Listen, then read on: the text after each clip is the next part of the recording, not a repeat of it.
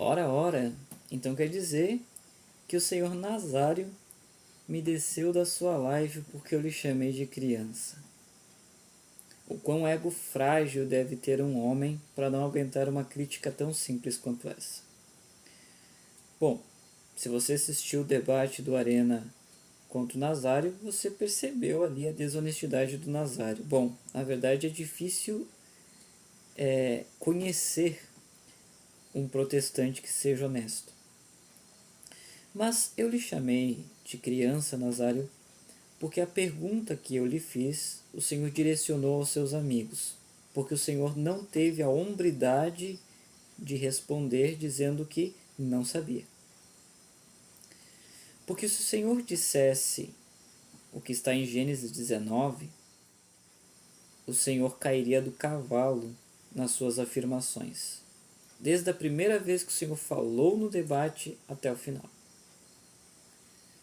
Gênesis capítulo 19 vai mostrar Ló se prostrando diante de anjos, colocando seu rosto por terra diante dos anjos.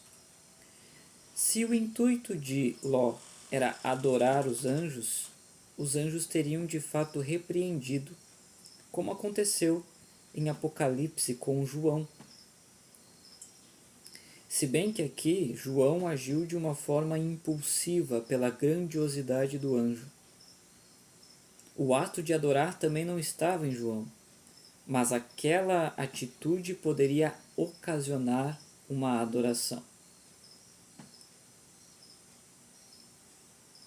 Em Gênesis capítulo 19, não demonstra, como eu li na barra de rolagem, dizendo que o que está no coração, de certo modo, as atitudes demonstram. Porque aqui em Gênesis 19, Ló não tinha o intuito de adorar e ele se prostrou diante dos anjos. E algo muito curioso aqui, Nazário, é que os anjos não são oniscientes segundo a angiologia, porque a onisciência é um atributo somente de Deus. Por isso que é difícil você olhar para um católico e dizer que ele é idólatra, que ele está adorando, porque somente ele e Deus sabem o que passa no coração. Por isso que eu lhe chamei de criança, porque o Senhor não soube me responder. E não somente não soube me responder, mas entregou a pergunta para outras pessoas. E aí eu mencionei, a pergunta foi para você, não para eles. O Senhor demonstrou nesse debate que o Senhor não tem domínio do que o Senhor fala. E aí depois eu tive o desprazer de ouvir que as pessoas se prostravam diante de Jesus porque eles sabiam quem Jesus era. Essa afirmação é burra em tantas esferas, porque se de fato eles sabiam que Jesus era Deus e que Jesus é o Messias, eles não teriam crucificado. Porque inclusive aqueles mesmos cujo qual ele curou, aqueles cujo qual ele abençoou, foram que estavam no meio daquela multidão junto com os fariseus dizendo: crucifica-o. Crucifica-o.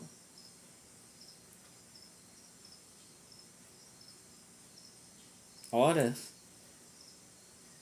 o protestante, ele deturpa a realidade, ele cria uma realidade para ele. Porque eles não conseguem admitir que eles estão errados. Não conseguem. A idolatria, ela provém do coração. Tudo que é tipo de imundícia provém do coração. Cristo mesmo disse, não é o que entra que contamina, é o que sai. Uma prova disso é Adão pecou no jardim, Jesus venceu no deserto. Ou seja, aquilo que eu sou, o externo não pode de maneira nenhuma me moldar. Se eu sei de fato quem eu sou. Se eu, Talmidim, sei que o meu intuito não é adorar uma criatura, mas ter um ato de admiração e de reverência, então ponto. Se o ato de se dobrar, se curvar é adoração, então Billy Graham, que inclusive é muito aplaudido por vocês, cometeu idolatria e adoração ao se ajoelhar nas marcas de John Wesley, pedindo para que Deus faça de novo.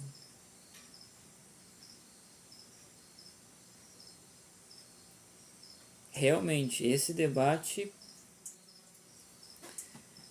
foi complicado. Foi complicado. Aonde a Bíblia diz, por exemplo, não julgueis para que não venham ser julgados, não existe na Bíblia de vocês. Porque o que determina um julgamento? É aquilo que Deus falou para Samuel. Eu não olho como tu vê. Você está olhando o exterior, eu estou olhando o interior. Vocês protestantes são a mesma coisa. Vocês olham o exterior e acham que julgam o interior. O que na realidade, dentro da igreja de vocês, existe a idolatria sem precisar de uma imagem de gesso. Mas existe a imagem de um pastor. Faça algo por mim, pastor Nazário. Convide um pregador de fora, um pastor de fora para pregar na sua igreja para ver se a sua igreja não enche. Por quê? Porque o pastor de fora tem mais unção do que o pastor de dentro? Idolatria. Idolatria. Vocês sim são idólatras sem precisar de imagem nenhuma de gesso. Mas vocês idolatram o homem fisicamente, humanamente, o que é pior ainda.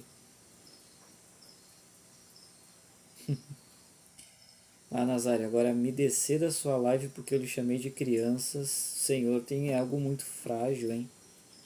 Antigamente se faziam homens. Batia no peito. Agora não. Os homens estão muito frágeis. Não pode ouvir uma pequena ofensa que não suporta. Os meus ouvidos não suportam. Vamos crescer, Nazário. Vamos ser homem, meu rapaz. O Senhor está demonstrando para suas ovelhas um líder fraco, frágil, que precisa de ajuda. Mas refuta Gênesis 19 para mim. Refuta.